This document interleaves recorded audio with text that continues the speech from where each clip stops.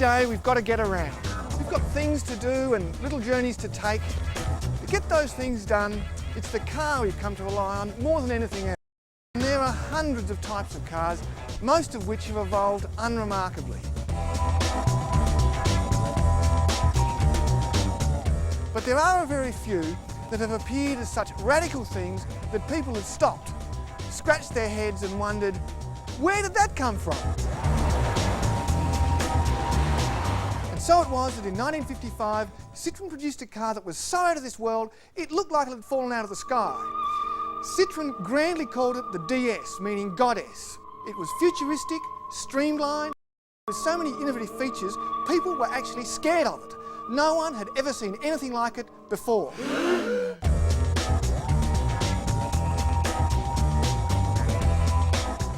But Citroen had always been groundbreaking. The traction Avant of 1934, which became a symbol of the French resistance, was the first truly modern car.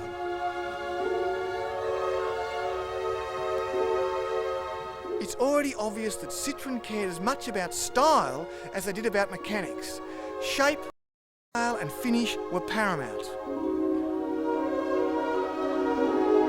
But for Citroen's team of visionary designers, the best was yet to come. A replacement was needed for the traction Avant, and they were encouraged to come up with something completely new. So they worked together in a creative hothouse of industrial design, engineering and art. And the visionaries were 3 Frenchmen and 1 Italian. The charismatic and driven André Lefebvre was a compulsive innovator who was only able to get a third of his ideas into the DS. He probably wanted it to.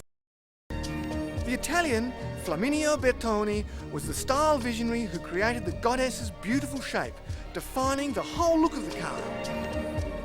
Pierre Boulanger was the hands-on managing director who was always testing the experimental prototypes himself. He initiated the whole Goddess project, but died before it came to fruition, crashing an experimental traction Avant in 1950. That, you'd have to say, was one experiment that failed. Finally, there was Paul Margin, responsible for creating the feature that is uniquely Citroen, the hydraulic suspension system that makes driving like taking a magic carpet ride.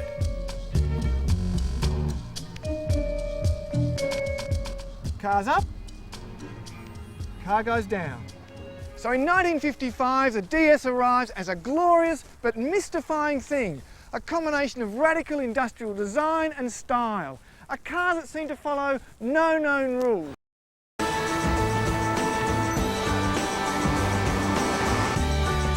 And to drive the Goddess was a totally new experience. No one had seen anything like its brake pedal, the handbrake, the ignition, and the gear stick behind the steering wheel. All were designed for driving ease. And don't forget, we're talking 1955 here.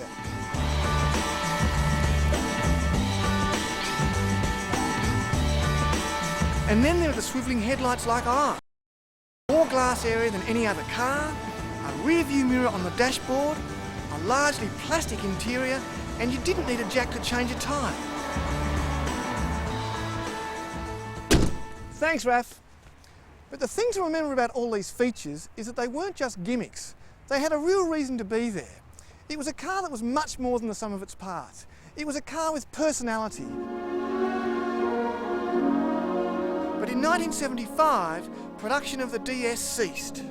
It's made, even though it was still a very modern car, that its time was up, but many of the DS's features lived on in other models. As the 20th century came to an end, people began to look back to the DS as a standard bearer of high-end car design. The Goddess came third in the official list of cars of the century, and in 2000, the Goddess was named Product of the Century, ahead of the Biro and the 747 in the prestigious FX magazine's Design Awards. I can't think of a better name for a car so honoured than the Goddess.